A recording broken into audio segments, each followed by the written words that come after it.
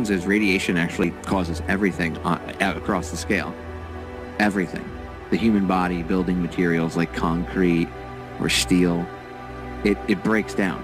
Okay, now obviously we know some of the effects of what it does to the human body, but I bet you a lot of people don't realize that it affects metal, causes early metal fatigue.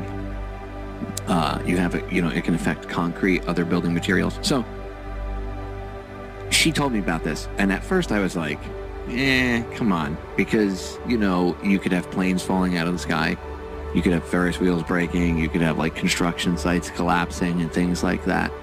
And that's what she was telling me, and I was like, well... Is it that dramatic? Well, yes, because what it'll do is it'll weaken the metal, and then the metal just, once it reaches its fatigue point, boom, it just snaps, and then there's some catastrophic failure. So she was telling me all this stuff, and I was like... And she said, look, there's accidents, and she showed me evidence. Not that I didn't believe her, but I was just like, okay. But as soon as Christina opened my eyes to it, all of a sudden, like, I started noticing that there's accidents at amusement parks where stuff is just snapping. In France, there was one of these bungee things, right? With those thick-ass cables where you're in that round little cage, and they take you up and they slingshot you back and forth in the thing. Well, one of those steel cables snapped.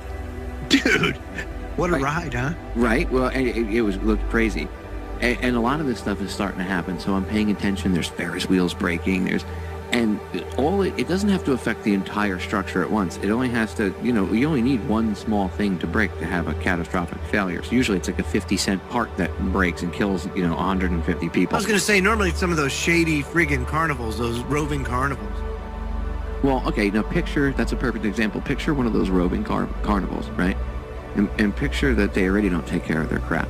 Now picture because there's higher levels of radiation, not only from all the atomic weapons testing, but Fukushima and or there could numerous other things that could cause it. But let's say Fukushima itself, right? Just that, plus all the radiation in the air from bomb testing over the years.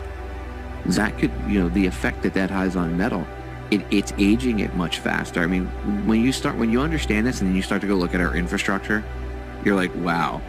You have to wonder how much of that is natural progression and how much of it has been sped up by the exposure to this radiation. Of that radiation actually contributes to that. I don't know, Well, is that even measured? That's what this Wigner effect is really like. And Christina is the one that's brought it to the forefront. Like, because this studying was done by them on the effects that radiation had on building materials and stuff back in like the 50s during the time of the nuke testing, heyday. They know this. They've known this for like 50 or 60 years. Look, I started paying attention just, I guess, in the back of my head, noticing things.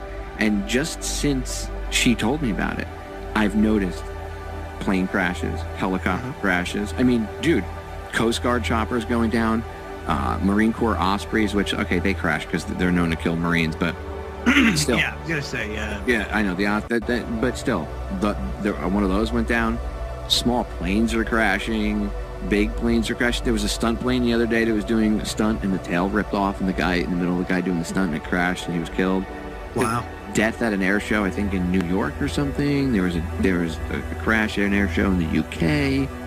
Like, you start to see this, you're like, holy crap. And it's always structural failure. So here's the question. Does solar radiation apply for that as well?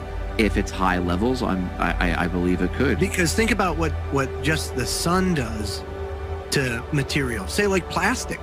If you have plastic exposed to sunlight, over time it dulls it and then it makes it brittle. And then eventually, it just falls apart. So it's interesting because, the sun does a lot of that too. And consequently, our magnetic field is at its weakest that it's been in a long time. And so you have that component of it as well. That's, I think, compounding issues.